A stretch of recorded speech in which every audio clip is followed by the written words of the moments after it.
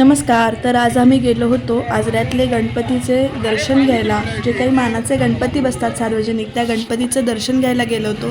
आणि सगळ्यात पहिल्यांदा गेलो होतो या रवळनाथाच्या गणपतीला. हा रवळनाथाच्या देवळाच्या इथला पहिला गणपती. छान वाटलं या गणपतीचं दर्शन घेऊन. मस्त अशी मूर्ती होती, डेकोरेशन वगैरे छान केलं होतं. आणि त्याच्यानंतर हा सुभाष चौकातला, मग भाजी मंडईतला गणपती. आणि भाजी मंडईत इथे देखावा केला होता, बाळूमामांचा हलता देखावा होता, तो एक थोडा वेळ बघितला. याआधी जशी देखाव्यांची मजा असायची ती यावेळी बघायला नाही मिळाली, कारण सगळ्यांनीच असे थोडं थोडंच काहीतरी केलं होतं, कार्यक्रम ठेवले होते थोडेफार. पण याआधी कसं नाटक वगैरे असायचं, काही काही ठिकाणी अजून म्हणजे जे हलते देखावे वेगवेगळे असायचे, मजा असायची आधीच्या वेळी गणपतीच्या दर्शनाला. पण यावेळी तेवढी मजा नव्हती आली. नुसते आपले गणपती आम्ही बघून आलो. तर हा भाजी मंडईचा गणपती, सगळ्या बायका वगैरे इथे दर्शन घेऊन फोटो काढत होत्या, हा देखावा आणि तिथे केलेलं आहे असं लाईटिंग.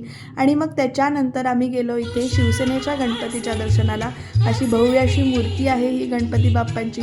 छान वाटलं दर्शन घेऊन. मोठी गणपती मूर्ती होती आणि इकडे उंदीर मामा कसा मोदक घेऊन बसलाय बघा, मजा वाटली.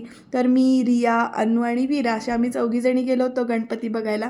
त्याच्यानंतर दुसऱ्या दिवशी म्हणजेच काल अनंताच्या दिवशी आम्ही नरसोबाच्या वाडीला चाललो होतो. एक कार्यक्रम होता आमचा, त्याच्यामुळे पूजा होती तिथे, त्यामुळे इकडे असं चाललो होतो. बाहेरचं वातावरण आणि FM वर लागलेली गाणी, आणि इकडे वीरा माझ्या मांडीवर छान झोपून गेली होती. वाडीमध्ये सुद्धा भक्तांची गर्दी जमली होती दत्ताच्या दर्शनाला, सगळे इथे आले होते. अशा प्रकारे इथे गर्दी होती दर्शनासाठी, रांग लागली होती दत्ताच्या दर्शनासाठी. आणि मग थोडंफार मिळेल असं शूट घेतलं होतं मी सुद्धा, कारण तिथे देवळातलं शूट घेता येत नव्हतं. त्यामुळे बाकीचं जे काही मिळेल तेवढे मी इथे शूटिंग करत होते. तिथे वाडीला जाऊन दिगंबरा दिगंबरा श्रीपाद वल्लभ दिगंबराचा जप करत, दत्ताचा जप करत इकडे दर्शन घेतलं दत्ताचं. आणि मग संध्याकाळी आलो तर इकडे रवळनाथाच्या गणपतीचं विसर्जनाची मिरवणूक चालू होती. तर अशा साध्या पद्धतीनं ह्या रवळनाथाच्या गणपतीचं विसर्जन दिवस मावळायच्या आत झालं होतं. शांततेत अगदी छान विसर्जन झालं रवळनाथाच्या गणपतीचं. आणि मग त्याच्यानंतर बाकीच्या ज्या काही मंडळांच्या मिरवणुका होत्या त्यांची सुरुवात झाली साधारण 8-8:30 नंतर. इकडे पथकं येत होती, लेझिम पथक होतं, एक दुसरा डान्स होता त्याचं पथक होतं. अशा पद्धतीनं चालू होती गडबड. सगळीजण इथे येत होती.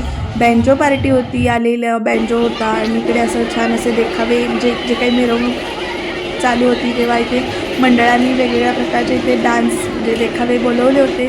तर त्यातलीच काही क्षणाची प्रयत्न तुम्ही पुढे बघा.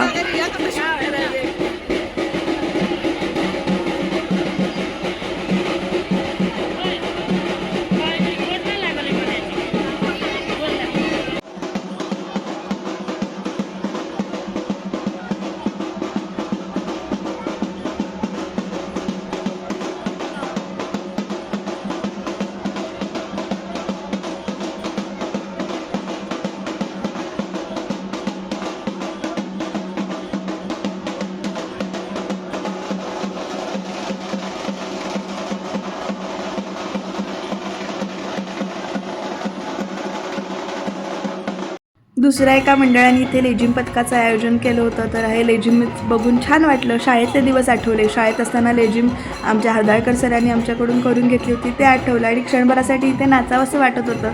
तुम्हाला पण ही लेझिम बघून इथे नाचावंसं वाटतंय का, ते कमेंटमध्ये नक्की सांगा.